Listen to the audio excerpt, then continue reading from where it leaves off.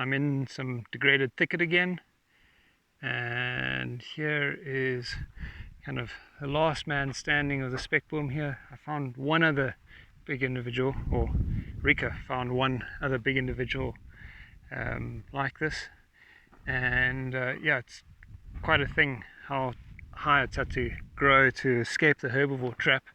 So the goats, hadn't to grow taller than that to escape the goats, and then had to grow up to that height to escape the kudus. But just the fascinating thing about the what's in the xylem, just look at this. It's layer upon layer upon layer of this kind of very porous tissue.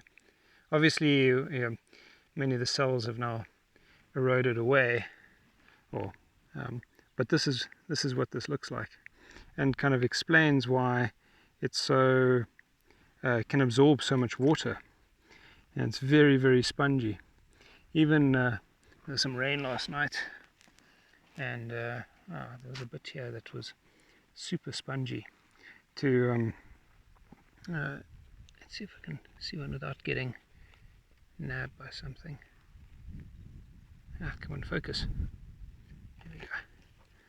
Yeah, so it's just all these layers of so the stems are very low density and can have between 50 and about 68% moisture in the stem, and this is where it stores it all, is in this spongy xylem. It doesn't make true heartwood like normal trees, but this is what the succulents are doing to store this. And so what's happened here is this tree is now it's actually dying because it can't maintain all of the branches because it doesn't have enough leaf material.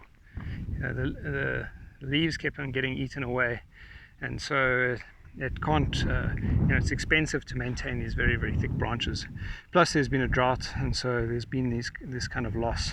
So there's a big branch that's now broken off, but you can really now see all these different porous layers. Focus.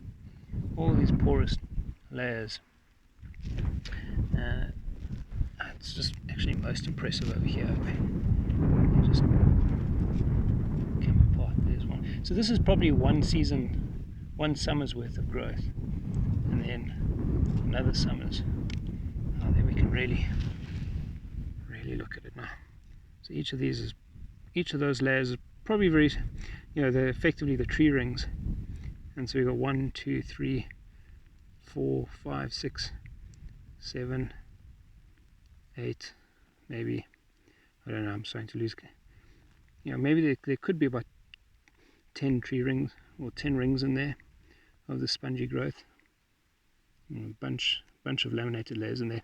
Kathleen Smart's PhD shows that these rings do roughly correspond to the summer season growth.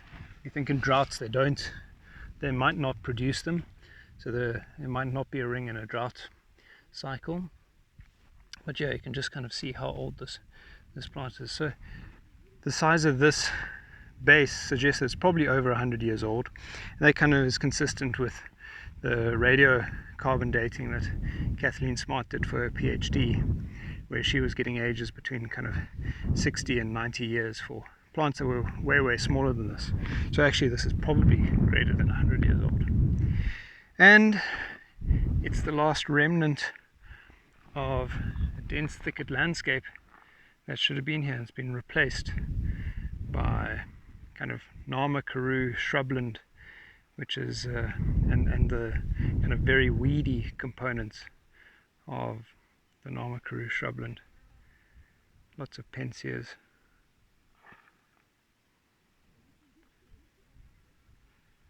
Yeah. Anyway, I'll leave it there. It's quite a fascinating observation. Shout out to Rika for drawing attention to it. Very cool. Cheers. Bye.